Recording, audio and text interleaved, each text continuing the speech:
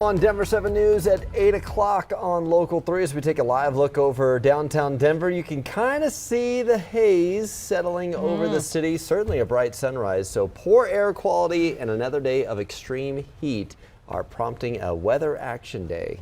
Thanks for joining us. I'm Brian Sanders. And I'm Nicole Brady. Lisa, we are ready for some relief, I think. It's been 3 days. Yeah. Or longer, really. Longer. I mean, we're coming off of, I think now the third warmest summer ever on record. Wow. So it's been a summer. It's been warm. I'm ready for fall. I think everybody is, but your patio forecast is just screaming summer today. By lunchtime, we're going to be in the 90s. Dinner time, it is going to be nice. After sunset, we'll cool down into the 80s. Still pretty hot, dry, and hazy, though, today. Denver's going to hit a high of 98 degrees today. That'll be 4 degrees above the current record high for September 8th. So we're obviously going to break another record. In the mountains, you're going to find more upper 70s to low 80s. Steamboat, 88. Salida, 86. Near 100 again there in Grand Junction. So statewide, it's pretty warm. Now, when you look at our 10-day forecast for temperatures, we are still looking at some warmer than average conditions, but we get a break from this big heat here starting tomorrow. We're going to go from 90s today to that's it for highs tomorrow. Upper 60s to low 70s, a lot cooler. We'll take a look at our chance for some rain along with this cooler weather and the cold front, Jason, coming up. Better news now on Highway 36 as we're making our way to Broomfield with the crash now cleared on that westbound side right by Sheridan. From the camera, you can see all lanes are now open. We had a crash right in here and that left side, but all lanes are open. That traffic jam will slowly make its way down the hill coming in from Federal with the overall drive time still at about 20 minutes going from I-25 up to the mall and a couple extra minutes right there into Boulder. Still busy into downtown and I-76. Still a little bit busy on Highway 85 past an earlier crash at 112 that involved a motorcyclist. Unfortunately, a lot of motorcyclists are still out with it being so warm. Still looking at some stop and go traffic in pockets on 225, but those earlier problems are all cleared up and still about 25 minutes on that south side and over here on 470. Well, any shooting is awful. When we hear about it happening near a school, though, we certainly panic. 2 boys are recovering this morning after they were shot near East High School in Denver. Yeah, it prompted a lockdown at the school yesterday afternoon after a group got into a fight along East Colfax. Denver 7's Veronica Acosta joins us live from where this happened, and Good Samaritans had to jump in to help. They did, and they did just that, really. They jumped in, they helped where they could. At least they helped those 2 teen boys who were injured. And this morning, we know that some of the students who are over at East High, they might be really impacted by this. So the school's actually going to have counselors on campus to help anyone who needs it. I mean, take a look at just how close these 2 sites are. You see the rec center right here behind me. If we swing around, you see East High right over there. I mean, we even saw students walking into school not too long ago. You see parents just pulling out here after just dropping some of them off. Now listen to what one witness described happened yesterday. Maybe 5 minutes after the fight broke out and was, finished, like 5 or 6 shots came, boom, boom, boom, like that. And we saw a boy fall to his knees. The whole staff, including our clients and everything, ran out there to assist the juvenile. I actually was the one holding, I took his shirt off and hold pressure on his face until the ambulance got there. So we were attending to him. There was no exit wound. It was just right in the cheek right here. Got shot in the face. So you saw it? Yeah, I saw it up close in person. And Shelly Martinez, she actually works at the barbershop that's right across the street from the rec center. She says she saw a big group of teens gather and then she saw that fight start. And you can see from this video just how many police officers were on scene yesterday afternoon. You see that tape there as well this morning. Denver police say they're still looking for the suspect or the suspects. They want anyone out there who might have any information to come forward and let them know. You can do that via Crime Stoppers. In Denver, I'm Veronica Acosta, Denver 7. Thank you, Veronica. Because of the heat, dozens of Denver public schools will be closed or letting out early again today because they don't have air conditioning. Parents say it's frustrating. So many families don't have options. There are so many people who don't have PTO. They don't have paid time off. So what are these kids and their families doing? Is anyone home? Are they safe? Schools in the Poudre and Thompson districts are also closing 2 hours early today. We have a full list of the schools affected on the Denver7.com. We know parents want air conditioning in their kids' schools like yesterday, but we also want to give you some context on why it isn't an overnight fix. We spoke with the owner of Great Guys Heating, Cooling and Electrical in Littleton, and he says part of the delay is cost.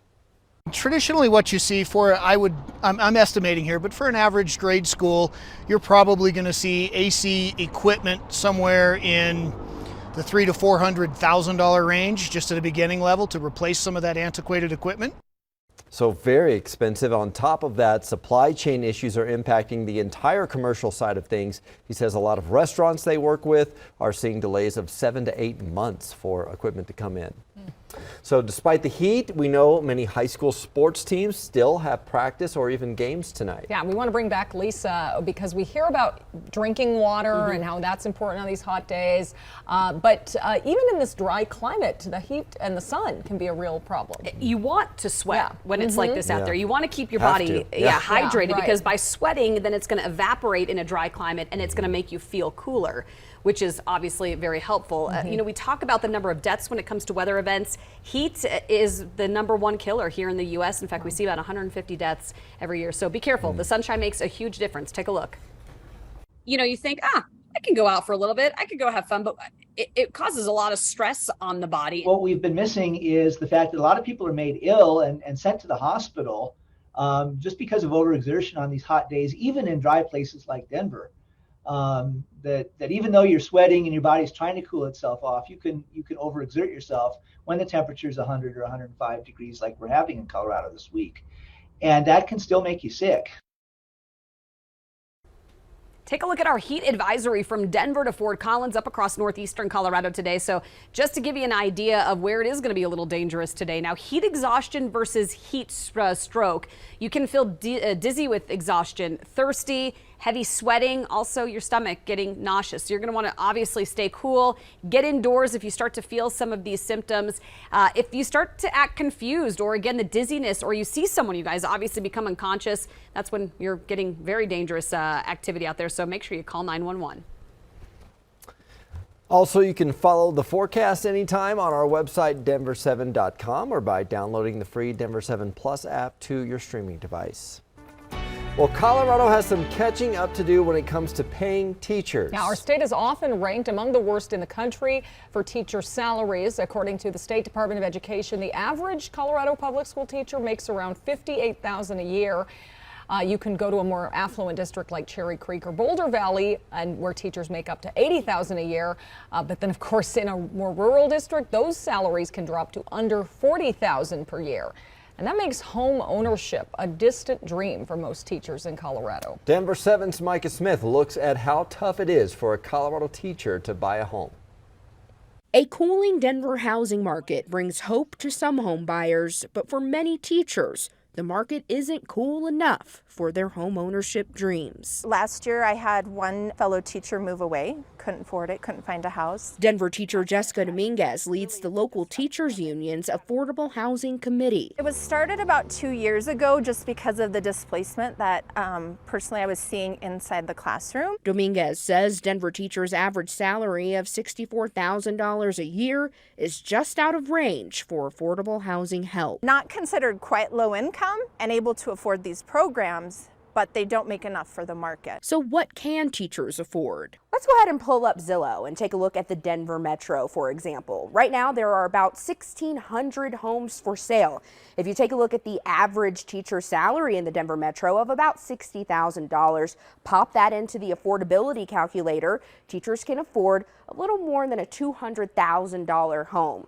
When you use the search engine and pop $200,000 into it, you'll find that of the 1,600 homes for sale in the Denver Metro, teachers can afford just 73 of them. And in some places, it's substantially less. Keystone Policy Center Senior Policy Director Van Scholes recently led a research team that looked into if teachers can afford to buy homes close to work. Salaries have gone up pretty significantly over the last few years. We found that they went up 25%. The problem is that housing costs have gone up dramatically more than that. Scholes says the research uncovered some possible solutions. One of the advantages of school districts is that they own lots of land. There are lots of ways that school districts can leverage that land to create opportunities to build homes. I had a program called the Teacher Next Door program where they offered houses for half off for teachers. Without that program, I wouldn't have gotten into home ownership, but that program's no longer there. Dominguez says in the absence of affordable home ownership programs, workforce housing could help teachers invest in the communities where they work. Reporting in Denver, Micah Smith, Denver 7. You can hear more of Micah's interview with Jessica Dominguez, sharing her opinion on how to get more teachers into affordable homes. That in-depth interview is available right now on Denver7.com. Well, for years, people near a defunct Denver golf course have fought to preserve the open space. We've just learned hundreds of apartments are coming to Park Hill. And after weeks of worry, some good news when it comes to monkeypox outbreaks in the U.S. Plus, we're heading to a pop-up mini golf course where you can sink a few putts with some of your favorite Pixar characters.